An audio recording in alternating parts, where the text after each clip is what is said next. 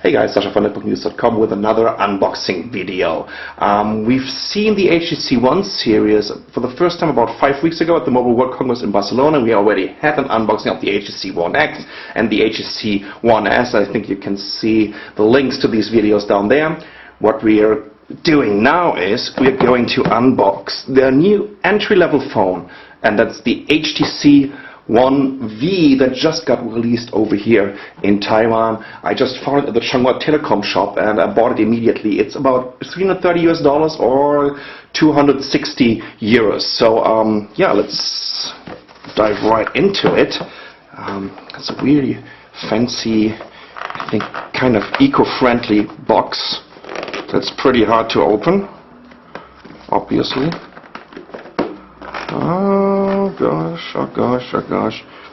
Here they are again, my little problems with these unboxings. Okay, here we go. How about this? Aha, finally.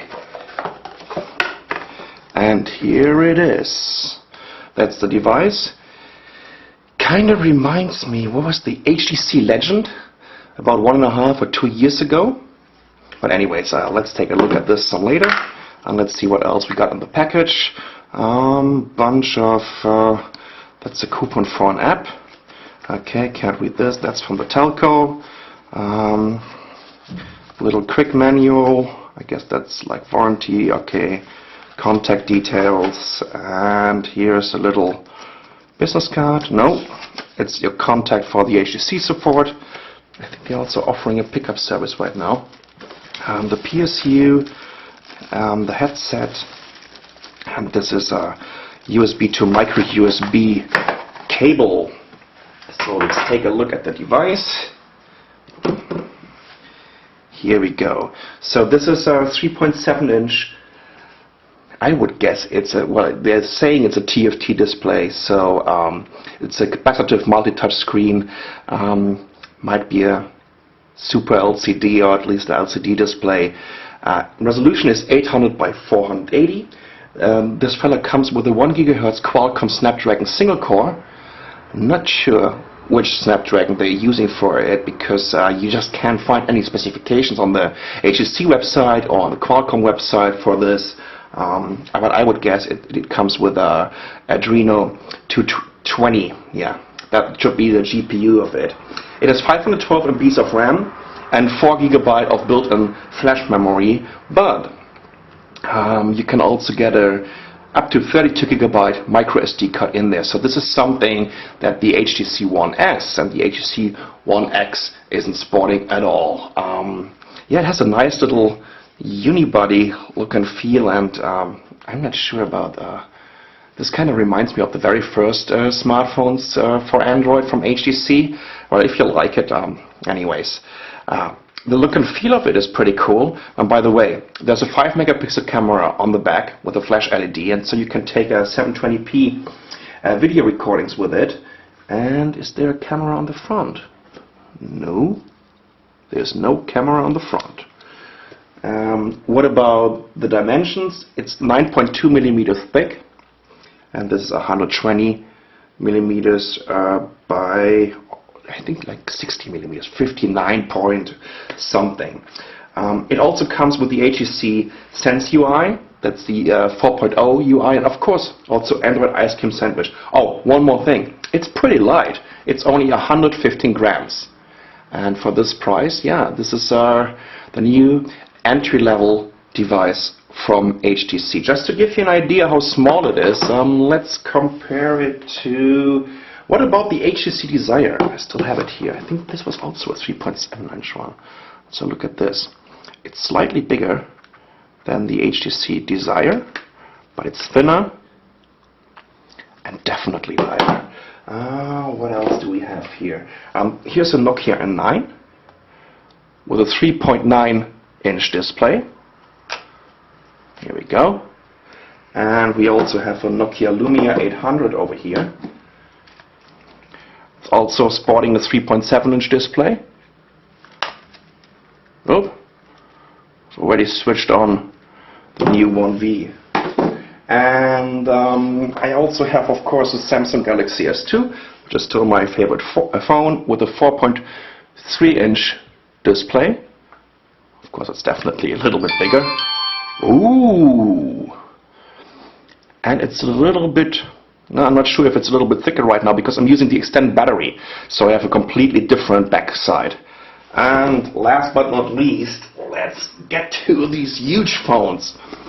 That's the HTC Titan with a 4.7-inch display.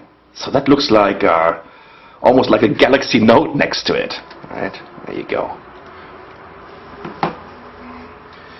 So I'm booting up the device right now, and then we are having a little walkthrough.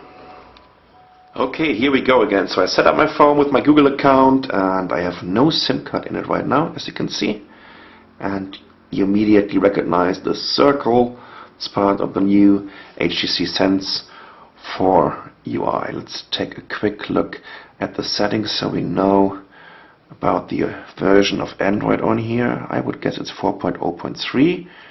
Oh gosh, I'm always searching for the settings icon. Here we go. Okay, let's go down, say about. Okay, legal software information. Here we go. Okay, there you go. 4.0.3, can you see this? And Sense 4.0. What about the hardware information? Are we getting any more idea about the Snapdragon in here? Nope, it just says single core.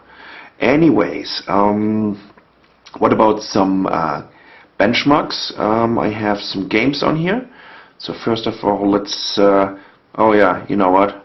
That's a huge problem, because if you only have like 4 gigabytes left, or 4 gigabytes of flash memory, and you don't have an additional microSD card, might be a problem if you want to download additional games.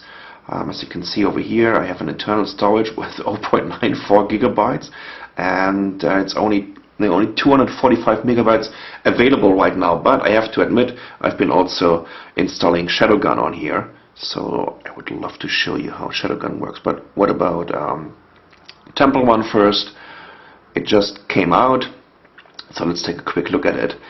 And by the way, this is available on Google Play for free. Oh, and we can finally check out the sound.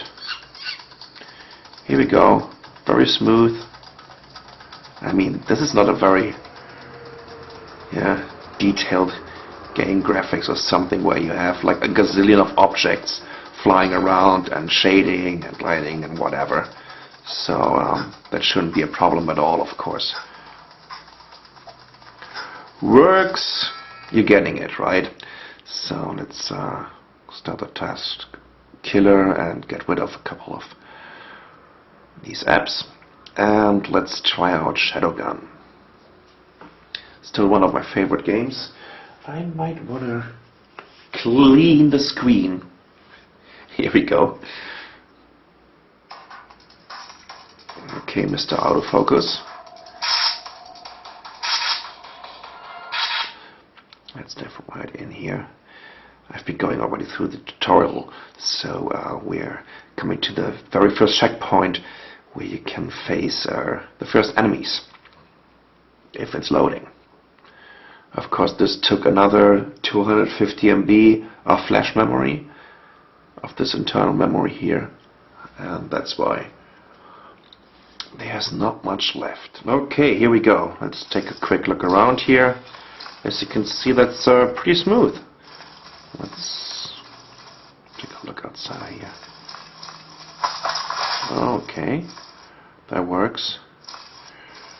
Well, of course, you've got to keep in mind that this is a resolution of 800 by 480, and we've been already seeing smooth scrolling with the Tegra 2 that was underclocked to 600 megahertz. Well, here we go. Here starts the action. And as you can tell, the audio is pretty cool. They have this Beats audio here, and I really like that.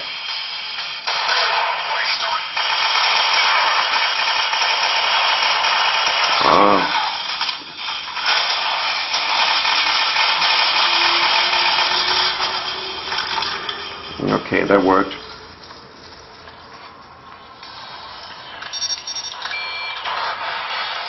So yeah, you can definitely do some casual gaming on it. I'm not sure how it would look like if we have like 40 or 50 of these enemies on there. What I really love is the audio of it. So that's the first impression of the gaming performance of the new HTC One V. Let's take a look at some benchmarks. Here we go, the good old quadrant benchmark. Now let's start it and we'll be back with the results. Okay, we are almost through. These are the last couple of graphic benchmarks and then we should get a result. I've been doing this now 2 or 3 times, so I know what kind of result to expect. Should be like 1900 something. So this is now 1980. Just to give you an idea, a Tegra 2 EPAD transformer, the very first one, TF101, scored on a stock Honeycomb ROM about 1800. So that's pretty decent. The next benchmark is from Qualcomm, so be aware of this. Of course, it's somehow in favor to the Snapdragon platform. But still, it's a benchmark that is widely spread out all over the tech blogs on the web, and even the guys like from Anantech are using it right now. So a bunch of different benchmarks, like 11. This really takes a while, so I'll be back soon.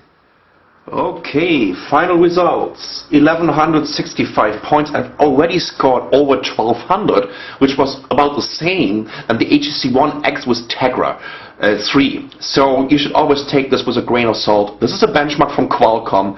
Nevertheless, it is a pretty cool one. It also has a SunSpider integrated. But you know what? Talking about SunSpider, we're going to take a look at this one right now. And here we go. SunSpider benchmark is running. This will take a while, and we'll be back soon. And here we go. And now we're talking. And now you know why this is only a single core CPU. So this is our, hold on, 3325.2 milliseconds. So if you compare this to a Tegra 3 device, where you should get like, I think like 1500 or 1600 milliseconds. That's of course a huge difference. Okay, what else do we have? What about the Antutu benchmark? And also the Antutu benchmark is giving us a very clear message here. 2544. Let's see if we can get this bar chart.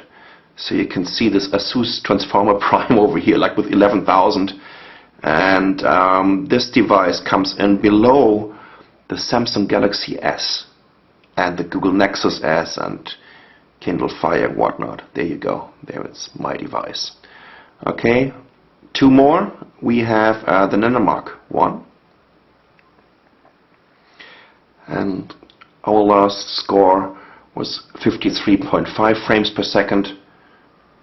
And oh, by the way, now we can finally see which GPU this is. That's the Adreno 205. Interesting. And the Nanomark 2. And there we've had 28.8 frames a second. Let's take a quick look at some browser performance when we're scrolling. Oh, I might want to zoom out a little bit. Okay. Let's quickly head over here. And let's go to a website, whatever, news.google.com.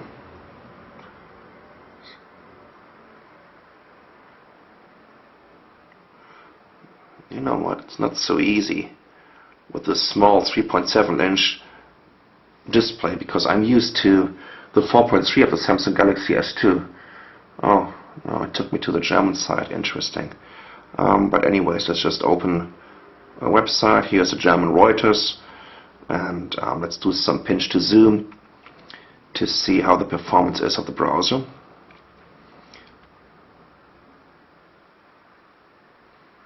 Almost there. Jeez, why is my Wi-Fi so slow? I should have like 50 Mbit down.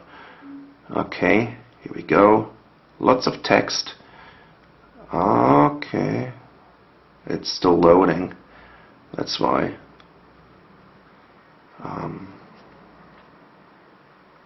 That works. Okay, here we go.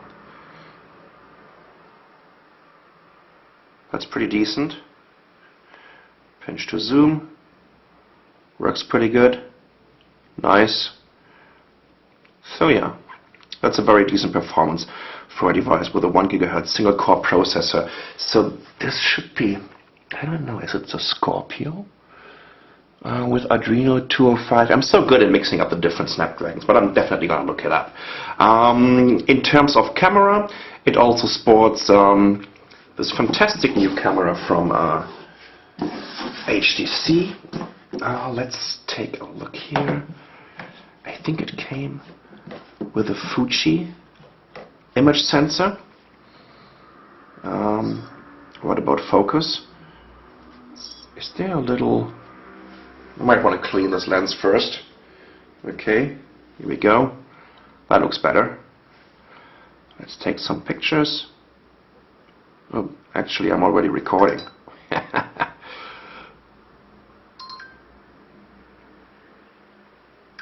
Okay. I'll watch out what you can do.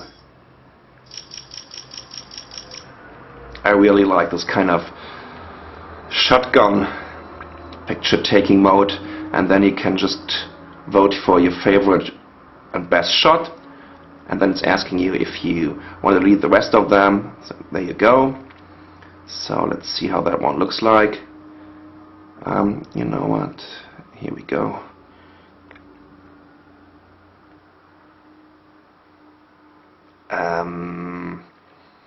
I would say it looks not so good, maybe. Well, the one on the S2 and on the iPhone 4S is definitely way better. Besides that, you're getting a bunch of pre-installed applications over here. There are no games at all, so you all have to download them. I have a tune-in radio on here, and there was also a special application for the Easy Card over here in Taiwan. OKK Box, I think it's also...